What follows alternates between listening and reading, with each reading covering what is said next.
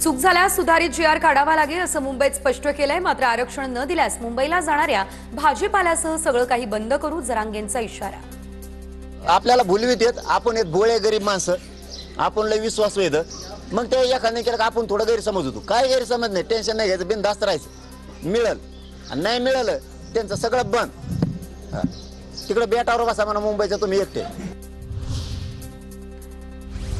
GR विरोधात कोर्टात नक्कीच जाणार, छगन भुजबळ यांनी केलं स्पष्ट। सध्या गावागावात आंदोलन होतंय, आता अख्ख्या ओबीसी समाज आंदोलनात उतरेल असंही स्पष्टीकरण।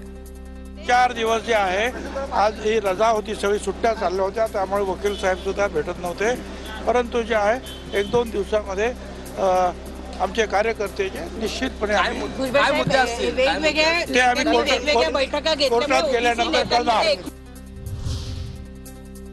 17 सप्टेंबरपर्यंत हैदराबाद गॅझेटच्या नोंदींच्या आधारे प्रमाणपत्र द्यायला चालू करा, अन्यथा दसरा मेळाव्यात सरकार विरोधी भूमिका जाहीर करणार, जरांगेंचा इशारा।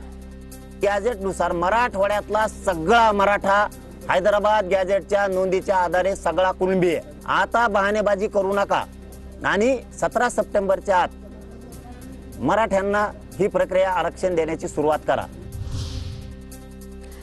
जरांगेंनी महाराष्ट्र विकत घेतलाय काय? सगळं राज्य त्यांचंच, आम्ही काय करायचं ते बघू, छगन भुजबळ यांचा जरांगेंवर पलटवार। हो, तो जो आहे तो भी त्यांनी जे आहे महाराष्ट्र विकतच घेतला की काय केलंय काय देवाला माहिती नाही, काय सगळं राज्य त्याचंच आहे, बघू आम्ही काय करायचं। येवल्यावाल्याचं ऐकून आमच्या जीआरच्या शब्दात फेरफार करायची नाही, फेरफार केल्यास आम्ही देखील 1994च्या जीआरला कोर्टात चॅलेंज करू। जरांगे आक्रमक, 1994ला आमचं 16% आरक्षण तुम्हाला दिलं, ते आम्हाला द्या, जरांगेंचा हल्लाबोल। आणि तुम्ही जर कोर्टात गेले ना, 1954चा जीआर चॅलेंज केलाच मराठ्याने, समजा तुम्ही ते आमचं 16% आरक्षण आहे ते घातलंच म्हणून समजायचं। मग 2%, 50%च्या वरचं 2% सुद्धा घालणार आम्ही। जीआरमुळे ओबीसींचं नुकसान होतंय, भुजबळांच्या भूमिकेशी आम्ही सहमत। सरकार ओबीसींच्या मुळावर उठलंय हे स्पष्ट, सरकारकडून दोन्ही समाजाला खेळवण्याचा प्रकार, वडेट्टीवारांची टीका। या सरकारने जो जीआर काढला त्यावर सविस्तर चर्चा करून पुढचा निर्णय महाराष्ट्रामध्ये आम्हाला घ्यायचा आहे। जीआर बाबत संबंधित विभागाच्या सचिवांसोबत उद्या बैठक, काहींकडून दिशाभूल, जीआरमुळे ओबीसी समाजाचं काहीही नुकसान नाही, वडेट्टीवारांसोबत जीआर बाबत चर्चेस तयार, बबनराव तायवाडे यांची प्रतिक्रिया। असं आहे की मागणी पूर्ण झाल्यानंतर शासन निर्णय जोपर्यंत निघत नाही तोपर्यंत त्याची अंमलबजावणी होत नाही, आणि म्हणून ते शासन निर्णय किती दिवसात काढणार यासंबंधी चर्चा करण्याकरता आणि संबंधित विभागांच्या सचिवांची मान्यता घेण्याकरता ही बैठक आहे। तायवाडे काय बोलतात? वडेट्टीवारांनी समजून घ्यावं, ओबीसींच्या ताटातील आरक्षण दुसऱ्यांना जाणार नाही, चंद्रशेखर बावनकुळे यांच्याकडून स्पष्ट।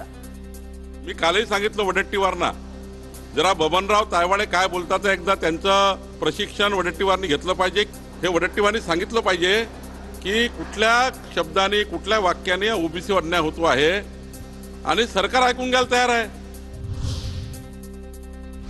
राजकारणासाठी वडेट्टीवारांची दुतोंडी भूमिका, मराठा समाजाला आरक्षण मिळालं पण ओबीसींचं कुठेही नुकसान नाही, नवनाथ बन यांची वडेट्टीवारांवर टीका।